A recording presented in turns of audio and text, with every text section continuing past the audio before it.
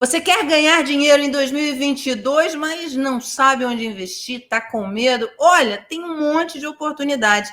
E eu trouxe aqui 2 craques para conversar com você. É o My News Invest especial, onde investir em 2022. Nós vamos ter programas até janeiro para você poder fazer as melhores escolhas com o seu dinheiro. Eu sou a Mara Luque, você está no canal My News. Estreia hoje Onde Investir em 2022. André, roda a vinheta para a gente começar essa conversa. Fábio Passos, do CA Indosuez, e Arnaldo Curvelo, da Galápagos. Muito bem-vindos aqui ao My News Invest. Vocês têm quase crachá da casa, né? Como eu falei aqui na abertura, a gente vai conversar hoje sobre onde ganhar dinheiro em 2022. Vai dar para ganhar dinheiro em 2022? Sempre dá, acho que tem. É justamente no estresse que você encontra algumas oportunidades interessantes, né? E que oportunidades são essas, Arnaldo? Esse 2022 ele já começou com... A gente termina 21 e entre 22 com assim, uma crise de ansiedade, né? Acho que muito do que a gente esperava que fosse acontecer ao longo do ano aconteceu aqui nesse último trimestre. E aí, como o Fábio falou, as oportunidades já estão um pouco na mesa, né? Na minha opinião, eu sempre brinco com você, né, Mara, que quando você pergunta para um gestor se ele está otimista ou pessimista, o bom gestor devia te perguntar, depende do preço, né? E acho que muito do que a gente esperava que fosse acontecer ao longo de 22 já aconteceu, então agora realmente tem boas oportunidades, acho que tanto no mundo de renda fixa com essa alta de taxa de juros, como também no desconto que foi dado nas ações, né? Se você pegar o valor da Bolsa hoje, principalmente se levar em consideração a inflação alta que a gente teve aí nos últimos 2 anos, você vai ver que o mercado está bem descontado e dá para fazer algumas posições aí para carregar por um prazo mais longo e vai, mesmo com a volatilidade que a eleição sempre traz, eu acho que o preço já se justifica você começar a montar umas operações um pouquinho mais ousadas aí para o início do ano. Ô, Fábio, isso que o Arnaldo falou, né, é uma verdade, é um mantra de vocês, analistas e gestores, né? Tudo depende do preço. Eu lembro uma vez muitos anos, começando com um gestor, eu falei, mas você sempre falava mal dessa ação e tal, e agora você está comprando. Ele falou, mano, depende do preço, tá barato. A esse preço, vale a pena comprar essa ação. E hoje você enxerga esses preços, onde você enxerga maior oportunidade em termos de preços muito baixos ali e um risco menor? Eu sempre tenho um pouco de medo quando você tem 2 gestores concordando, né? Mas eu preciso concordar com o Arnaldo, porque renda fixa e equities, né? E renda variável, claramente tem uma simetria positiva que é difícil você ver como a gente está vendo agora, né? Em termos de desconto de renda variável, o que a gente tem hoje é uma monstruosidade. Eu não me lembro de ter visto num passado recente um desconto tão grande quanto aquele que a gente está vendo hoje no mercado acionário local. Ô, Fábio, e por que esse desconto? Esse desconto vem do quê? Porque a gente está, enfim, expectativa de recessão e tal, juros em alta, isso justifica você ter um mercado em queda. Então, assim, isso é um desconto ou isso reflete, de fato, uma realidade para esse contexto, para esse cenário? Eu acho que, como o Arnaldo falou, né, assim, tudo depende do preço e tudo depende de perspectiva, né? Quando você coloca tudo o que aconteceu nesse segundo semestre, a gente acabou, essa confluência temporal e de riscos, acabou levando a uma tempestade perfeita, uma confluência de fatores que levou a uma correção de preços enorme. Então, quando você coloca riscos políticos, com riscos macro, com correção de commodities, com perspectivas de problemas fiscais e etc., quando você coloca tudo isso no balanço, a correção que a gente teve no mercado local foi enorme. E aí, pega o mercado de equities, né, de renda variável, a gente começou a ver uma recuperação em novembro ali, e aí veio a Omicron, essa nova variante, e o mercado começou a reagir de novo. O mercado de renda fixa começou a entrar numa paura generalizada e começou a colocar um prêmio enorme na curva, e em determinado momento a curva de juros começou a não conversar com o que estava acontecendo com as NTNBs. Então, de novo, assim, a gente começou a ter um comportamento estranho na dinâmica do mercado local, o que de novo, leva a oportunidades específicas interessantes. Então, quando você tem um pouco de, não vou dizer racionalidade, né, mas quando você dá um passo para trás, é um pouco agnóstico em relação a essas pauras, não leva elas na perpetuidade e começa a analisar um pouco mais friamente o que está acontecendo, você vê que, assim, se você tiver um pouco mais de calma e analisar cenários e classes de ativos com um pouco de frieza, dá para você montar uma carteira com um nível de segurança bastante razoável. E, Arnaldo, o fato de ser um ano eleitoral o ano que vem, isso não coloca um ingrediente maior de risco? Quer dizer, você vê essas oportunidades, mas pode não se confirmar? Sempre, mas aí eu vou te dar um exemplo com duas variáveis, uma que é muito conhecida como termômetro de mercado e outra com um pouco menos, né, que é a curva de juros. O que você tem grande receio no ano eleitoral? Que o mercado vai pedir um prêmio muito grande para carregar a dívida pública. Isso já aconteceu, a gente viu a curva inteira indo para cima de 12%. Caiu um pouquinho agora, hoje foi um dia que o IPCA veio um pouquinho mais baixo, então o mercado se animou um pouco nesses últimos dias aí com a curva de juros, mas ainda está lá, perto de 11%, 12%. E aí você pega o câmbio, a 5,60 e pouquinho hoje que fechou, está quase no mesmo nível que estava quando o juro estava 3%. Né? E por que é importante isso? Porque o custo de você ficar numa moeda como o câmbio, como o dólar ou como o euro, a 12%, é muito diferente do que ficar a 3%. Por que isso? Se você pegar 3 anos de 12%, tem que considerar que para você empatar comprando dólar, você vai ter que estar quase com uma desvalorização de 40% a mais do nível que está hoje. E aí o que o Fábio falou, as variáveis não estão se conversando muito. Então esse risco de um ano eleitoral bateu no preço agora, no final do ano. Então para onde vai o juro? Ele vai para 18%? Pouquíssimo provável que ele tenha um movimento como esse. Né? E o câmbio não refletiu isso. Na Bolsa, quando você olha o movimento de juro, dá a impressão de que todos esses fluxos futuros foram descontados a uma taxa muito mais alta do que provavelmente vai ser, né? E aí as oportunidades ficam na mesa. Claro que a gente não está falando que a gente vai entrar num ano de voo de cruzeiro. O ano de eleição sempre é um ano que a volatilidade, ou seja, o risco sobe, mas a gente já parte de um patamar de preços muito baixo e com algumas questões que também podem surpreender também, porque até no campo político, acho que o mercado e a sociedade como um todo, com essa polarização que a gente vive, já também precificou uma eleição muito sangrenta e uma eleição muito sem perspectiva de melhora, que pode acabar acontecendo. A gente está à espera de um nome novo que possa embaralhar esse tabuleiro e que pode realmente atrair a atenção do mercado e atrair algum otimismo de que a eleição pode trazer um resultado melhor do que se imaginava há 3, 4 meses atrás. Então, a volta também pode ajudar esses preços a melhorar. Eu acho que eu estou mais otimista vis-à-vis os preços do que eu estava em outras eleições. As pesquisas têm mostrado, têm dado muito Lula e Bolsonaro, Lula e Bolsonaro, Lula e Bolsonaro, Lula, para se olhando, né? E muitos analistas e políticos falando, olha, tem que ser Lula mesmo para conseguir derrotar o Bolsonaro, ou então tem que ser Bolsonaro mesmo para... Ou seja, o dia da marmota, né? Voltamos a viver 2018.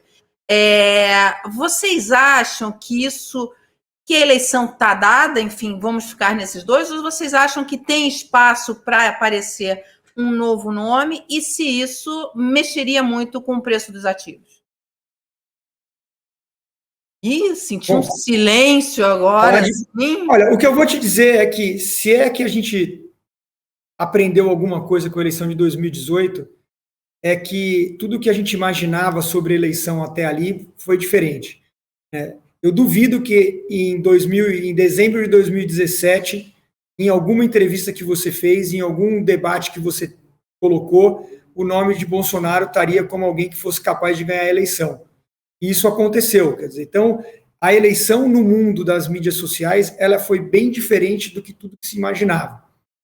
E acho que a gente tem que aprender com isso, quer dizer, a chance de surgir alguém e que essa candidatura se viabilize num curto espaço de tempo, e mesmo sem todos os recursos do que a gente estava acostumado antes, existe. A gente viu isso acontecer em 2018. Eu acho muito cedo para você chegar e concluir que a eleição está dada entre Lula e Bolsonaro e não vai aparecer de novo um outlier ali que pode bagunçar esse jogo. Você concorda, Fábio? Não, acho que é o Brasil sendo o Brasil, né? Você tem uma coisa que você aprende ao longo dos anos no mercado, é que é difícil você fazer algum tipo de previsão em relação a eleições, né? E se a gente for pensar até na Marina, né, em exemplos recentes, né, o mercado dava como quase certa a eleição ou as chances da Marina no passado, eu acho que é muito cedo, mas muito cedo mesmo para você tentar cravar algum cenário para o ano que vem. Então, acho que um pouco de cautela e um pouco de cuidado é importante. Não é o momento para você fazer esse tipo de especulação em relação às eleições do ano que vem. Agora, o que a gente deveria procurar é, de novo, algum tipo de margem de segurança em preços e não em cenário. Então, a gente está caminhando para o fim nessa conversa. Agora vamos ao que interessa. Onde eu coloco meu dinheiro em 2022? Onde vocês enxergam maior oportunidade de ganhar? Eu gosto de fazer essas perguntas e vocês ficam com essa cara assim, tranquila, essa coisa assim de que, sabe, tá tudo calmo, tudo tranquilo. Pô, essa pergunta com o preço que está hoje é bem melhor do que quando você não tem prêmio, né? Então, eu acho que eu sou, você me conhece bem, eu sou um cara muito mais de renda fixa e gosto muito do juro real no Brasil, né? O juro real que a gente chama ex-post, aquele verificado no Brasil, ele é relativamente baixo, ou seja, você sempre tem a oportunidade de comprar papéis ou do Tesouro ou de crédito privado atrelados à inflação, e normalmente você carregando esses papéis, você vai fazer ter uma carteira bem rentável. Então eu gosto da combinação de continuar alocando em juro real com algumas apostas, e aí tem uma questão um pouco mais técnica, mas algum limitador de perda, fazendo alguma aposta na Bolsa Brasileira em renda variável, se o mercado embalar em algum otimismo pré-eleitoral, que eu não acho impossível de acontecer em função dos preços. Então, a minha carteira para 22 seria ficar em juro real, uma pimentinha ali, numa estrutura de opções, onde você consegue capturar um pedaço razoável do ganho aí de renda variável. E esse juro real você ficaria em IPCA+, em títulos do Tesouro, IPCA+, ou buscaria títulos privados? Aí depende um pouco do seu apetite. Quando você vai para um título privado, eu acho que sempre tem que ter um gestor te orientando. A diversificação numa carteira de crédito privado é a coisa mais importante que existe. Você tem que estar pouco concentrado em cada um dos papéis. Eu gosto muito do crédito privado. Você também sabe o quanto a gente advoga pela causa do crédito privado em função da ineficiência do mercado de crédito no Brasil, que passa ano, entra ano, e ele continua sendo bastante ineficiente. Então, o crédito privado no Brasil funciona bem. Se você tiver alguém te orientando para uma carteira super pulverizada em crédito privado, eu prefiro do que ter no Tesouro, mas mesmo assim, a 5%, se você for super conservador, ter juro real de 5% por um período relativamente longo é uma taxa de juro que é difícil de você encontrar em outros lugares. E a pimentinha, você pode colocar ali num pedaço desse ganho para talvez melhorar um pouco a sua carteira como um todo, se o mercado embalar num otimismo aí em renda variável, que eu não acho impossível de acontecer, não. Ou seja, então o que você está falando, esse 5% real é um IPCA+, que está pagando isso, é entrar no Tesouro Direto e achar isso. No título privado, quer dizer, um título de renda fixa emitido por empresa ou por banco, enfim, ele consegue uma taxa maior do que esses 5%? Consegue, eu diria que você tem 2 pontos importantes no título privado. Né? Um, que você consegue uma taxa mais alta, que vai rodar ali perto de IPCA mais 8, ou seja, 3% acima da taxa básica, mas o Brasil tem uma grande jabuticaba que, quando a inflação está mais alta, a gente viu isso nos últimos 12 meses, é muito importante para a carteira, que é o título privado isento, né? Os CRIs e CRAs são isentos. E se você pensar que a inflação, só a inflação foi perto de 11% nos últimos 12 meses, não pagar imposto no seu investimento na parcela de inflação mais o juro é muito relevante quando a inflação é muito alta. Então, o título privado, além de ter esse adicional à taxa básica, ele também te permite ter um título isento quando você está falando de pessoa física, que é relevante em ambiente de inflação alta. E o que você falou que é muito importante também a gente frisar é que no título privado você tem um título de renda fixa, ele tem um risco do emissor do papel não pagar o papel, né? E não pagar o título. Quando eu falo papel, eu revelo minha idade. Não pagar o título. Então, quer dizer, você tem que saber escolher esses títulos privados, né? Quer dizer, que títulos são esses para não correr o risco do emissor não pagar, ou renegociar, enfim, ou postergar juros. Isso daí é interessante ter um gestor te ajudando a escolher esses títulos. As corretoras fazem isso, enfim, você tem fundos de investimento especializados nesses títulos privados, né? Tem, acho que tanto na plataforma das corretoras, que se for bem democrático você investir, como você tem gestores de patrimônio que hoje também estão muito mais acessíveis, antes eram para grandes fortunas, hoje tem valores muito menores. A gente mesmo aqui tem carteiras a partir de R$200 mil, quer dizer, é muito mais democrático do que era no passado, mas no título privado é muito importante ter alguém te orientando, até porque há um pensamento no título privado de que, se der errado eu não vou receber nada, e não necessariamente é verdade. Você tem estruturas de garantia, o mercado brasileiro tem muita governança, e você, quando você pulveriza isso numa carteira com diferentes papéis, também vou revelar a minha idade aqui, né? Você consegue ter uma carteira que, como um todo, vai performar muito bem. O histórico de rentabilidade do título privado funciona bem no Brasil. Fábio, a gente falou aqui um monte de títulos de renda fixa. Agora vamos falar um pouco de ações com você, que é uma praia também que você nada bem. Essa pitada que o Arnaldo falou de dar em ações, você acha que é uma pitada só ou não? Eu posso carregar um pouco mais nessa classe de ativos? Eu acho que pode. Se eu puder só deixar meus 2 centavos em relação até essa parcela de crédito privado e de renda fixa, eu não vou conseguir me controlar, mas se você pega a parte de crédito privado, né, é engraçado porque se a gente volta 6, 12 meses atrás, a parcela de crédito privado era quase um palavrão, né, depois do que a gente viveu ali no final de 2019. E os prêmios fecharam bastante desde então, mas você ainda tem oportunidades bastante interessantes, né? Até em debêntures incentivadas, você consegue carteiras que pagam, a gente estava falando de IPCA, né? Que pagam IPCA mais 5,5, IPCA mais 6, isento de imposto de renda, em alguns gestores, em alguns wealth managers, né? Como o próprio Arnaldo, e são bastante interessantes. E essas posições são muito interessantes porque elas são isentas de imposto de renda. Eu acho que sempre vale a atenção especial em relação a esse tipo de oportunidade. Em relação, dependendo do prazo de investimento, eu acho que vale a atenção também em relação a posições mais curtas, né? Quando você pega até o janeiro 23 ali, como o próprio Arnaldo falou, você ainda tem um prêmio interessante para ser capturado. Depois a curva está negativamente inclinada, talvez não seja tão interessante, mas quando a gente olha essa parcela um pouco mais curta da curva, eu acho que ainda tem um prêmiozinho a ser capturado. Passando para a ponta de ações,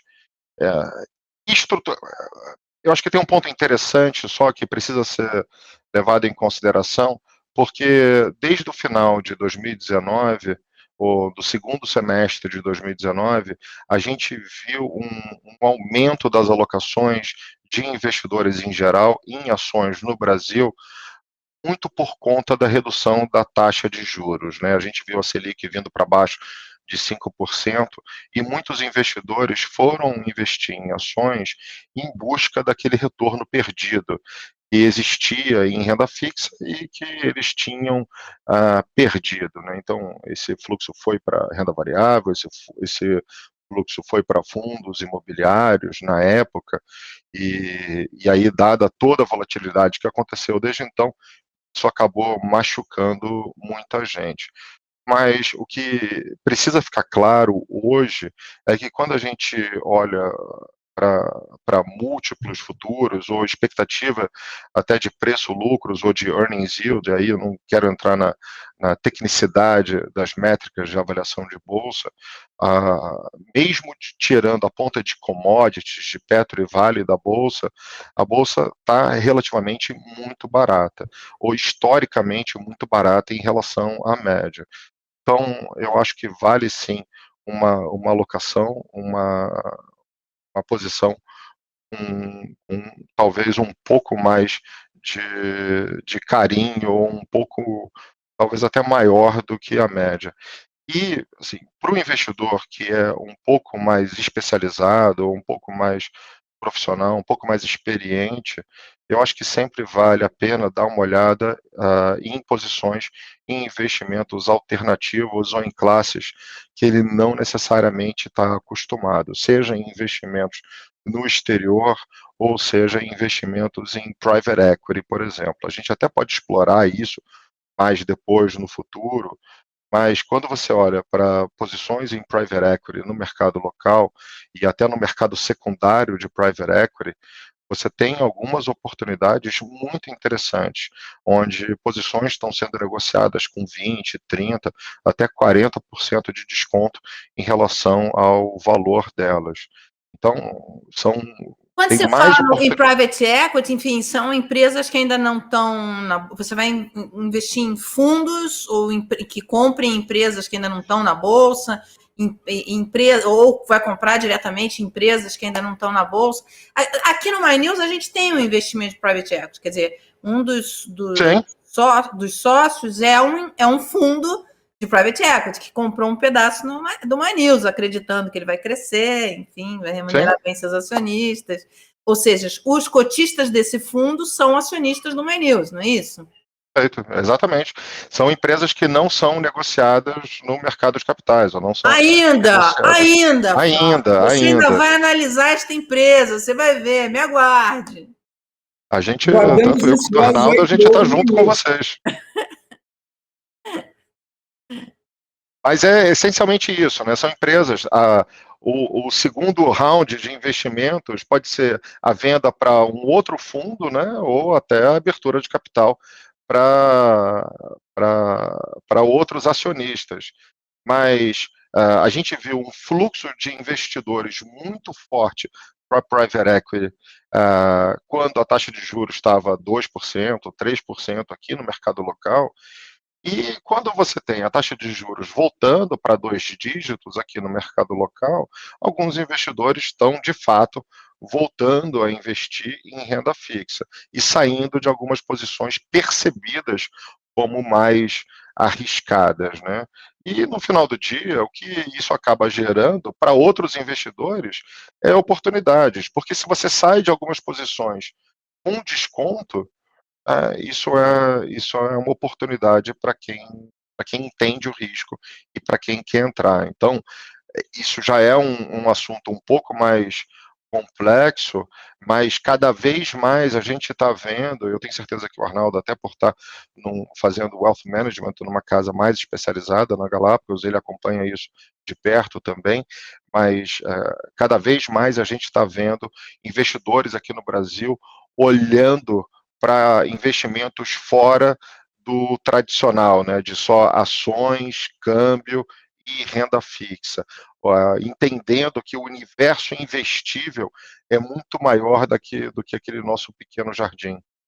Agora, sem dúvida, Fabio, porque a gente interrompeu um pouco esse processo, né, mas a Bolsa Brasileira vem passando esse processo de ter cada vez mais opções de empresas que não são tão gigantescas como Vale, Petro e os bancos, né? Você teve várias empresas menores que fizeram IPO ao longo dos últimos meses e que deram oportunidade para o investidor que quer realmente que tem uma tese de investimento, que gosta de um setor, e aí acho que quando você coloca aqui o investidor um pouco mais sofisticado, pode fazer isso no estágio anterior, né, ao IPO, né, ao lançamento da oferta das ações na Bolsa, ou até mesmo na Bolsa, né? Tem um monte de IPO que aconteceu e acaba que o mercado entra num pessimismo e entra num desconto como a bolsa como um todo, mas quando você vai olhar alguns papéis, eles realmente não fazem nenhum sentido o preço que está sendo negociado hoje. Você não precisa nem esperar, nem ir no private equity. Na própria bolsa tem hoje um leque de opções maiores do que tinha antes, né? E a gente não vai deixar a Mara terminar esse programa, né? Você Não. sabe, não tem jeito, mas é super interessante porque a dispersão de preços da Bolsa Brasileira ao longo desse ano é uma barbaridade. Então, a dispersão de variação de setores ao longo de 2021 é uma barbaridade. Então, a gente tem a mania de olhar, o Ibovespa fez isso, o Ibovespa se comportou dessa forma, mas tem diversos pequenos Ibovespas dentro de um grande Ibovespa, né? E a gente precisa ser capaz de tentar entender como esses pequenos componentes do Ibovespa contribuem para a dinâmica do índice como um todo. Aí, obviamente, você precisa de um gestor, de um advisor um pouco mais especializado para ajudar a destrinchar essas pequenas nuances do índice. Mas vale a pena, porque é justamente no mercado um pouco mais estressado como o atual que você consegue capturar valor entendendo essas pequenas nuances, né? Pelo menos na minha humilde opinião. E, Fábio, assim como Mara, você não vai terminar, esquece. Não, vai, eu tô gostando da conversa. Mas o Fábio colocou uma coisa importante. Eu sou gestor de renda fixa e estruturo o produto, mas eu sou um alocador de renda variável. E você colocou um ponto de procurar um gestor de renda variável, e é muito nítido, eu tenho séries estatísticas disso, que o gestor de renda variável ele gera grande valor em dois grandes movimentos. Quando a bolsa cai, porque ele consegue se proteger antes, e nas liquidações. Se você pegar aí, a gente teve uma grande liquidação em março do ano passado, se você olhar o deslocamento dos bons fundos de renda variável em relação ao índice, quando você tem a bolsa voltando, quer dizer, quando ela sai de um valor, de um vale e começa a subir de novo, nesse momento o gestor de renda variável ele é muito bom. Ele realmente consegue, claro, porque tem um time todo de ajuda e tem toda uma equipe para fazer isso, ele consegue pegar na liquidação aqueles papéis que realmente estão baratos. Ficaram calados agora? Com medo de você. Pois é. Vou tomar bronca. Não, quem dá bronca é a produção, mas tava boa a conversa, Então agora vou eu fazer mais uma perguntinha para os dois. Tudo isso que vocês estão falando da oportunidade do desconto, eu como jornalista já peguei várias crises e na crise, quando você escreve sobre isso, quando você fala sobre isso, o cara duvida, não, porque tá ali, né? O sangue nas ruas, o cara tá falando assim, não, esse mercado tá derretendo. Mas passa, né? A crise passa, né? A gente vê depois, e quem teve o sangue frio de comprar de fato na crise, isso é uma verdade, né? O cara que conseguiu ter informação, não dica, informação e conseguiu comprar, ele fez bons negócios. Desde que não tenha uma ruptura, né? Quer dizer, vocês não enxergam uma ruptura seja lá quem for o próximo presidente. Bem, assim, eu vou dar um exemplo, desculpa até entrar nesse mérito e interromper o Arnaldo, mas eu comecei a trabalhar no mercado de fato ali em 96, 97, né? E a única certeza que eu tinha naquela época é que a gente ia ter uma crise todo santo ano. Não sabia da onde, não sabia o que ia acontecer, mas era uma crise todo santo ano. Então, os primeiros 4, 5 anos da minha vida profissional foi tendo crise atrás de crise atrás de crise. E o que eu percebi, pelo menos no mercado local, é que o Brasil, me desculpa quem fica bravo comigo, o Brasil é um país no limite medíocre, ele é um país mediano na acepção da palavra, né? É difícil a gente ver uma ruptura estrutural, independente do cenário que a gente imaginar. Então, a gente não vai, é a bela Índia, né? A gente não vai ser a Bélgica, a gente não vai ser a Índia, a gente não vai virar a Venezuela e a gente não vai virar aquele país de primeiro mundo. A gente tem que aproveitar essas distorções muito grandes que a gente vira e mexe, acaba observando no mercado local, para conseguir convergir para a média de novo. É o que o Tom Jobim falava, né? O Brasil é ruim, mas é bom, e Nova York é bom, mas é ruim, né? Eu entrei em 94 e tem sido assim. Né? A gente é ruim, mas é bom, mas é bom, mas é ruim. E eu concordo com você, a gente não vai ser sensacional como a gente imaginou que seria no curto prazo. E o Brasil é muito grande, tem um mercado interno muito grande, a gente produz commodity que o mundo todo quer, e quando você começa a apertar muito, o câmbio vai lá para cima, transações correntes zero, o juro dá uma subida e o negócio tende a retornar para a mediocridade, como o Fábio falou. Né? Olha, vocês concordaram em muita coisa. No que vocês discordam? Talvez no clube. No Palmeiras? Mas eu já vi a bandeirinha ali, eu tenho certeza que sábado ele concordou comigo. Eu tenho uma bandeirinha ali atrás que deu um sinal que a gente anda meio que concordando nas últimas semanas aí em relação ao futebol também. Eu quero agradecer muito a participação de vocês. Vou fechar aqui, porque senão eu não vou conseguir fechar esse programa. Muito obrigada pela participação de vocês. Um ótimo ano para vocês. E estamos juntos em 2022. Obrigada, viu? Muito obrigada a você que ficou com a gente aqui até agora. Se ainda tem dúvidas, manda para a gente, porque essas conversas vão continuar. O My News Invest especial, ele vai até o final de janeiro, tirando suas dúvidas, trazendo gestores para mostrar para você quais são as oportunidades para os investimentos em 2022. Compartilha, se inscreva no canal para ser avisado, deixa o like, manda para os amigos, manda pelo WhatsApp, né, para o seu tio lá, fala, tio, aqui tem uma informação de qualidade para você ganhar dinheiro em 2022. Muito obrigada pela companhia e até a próxima.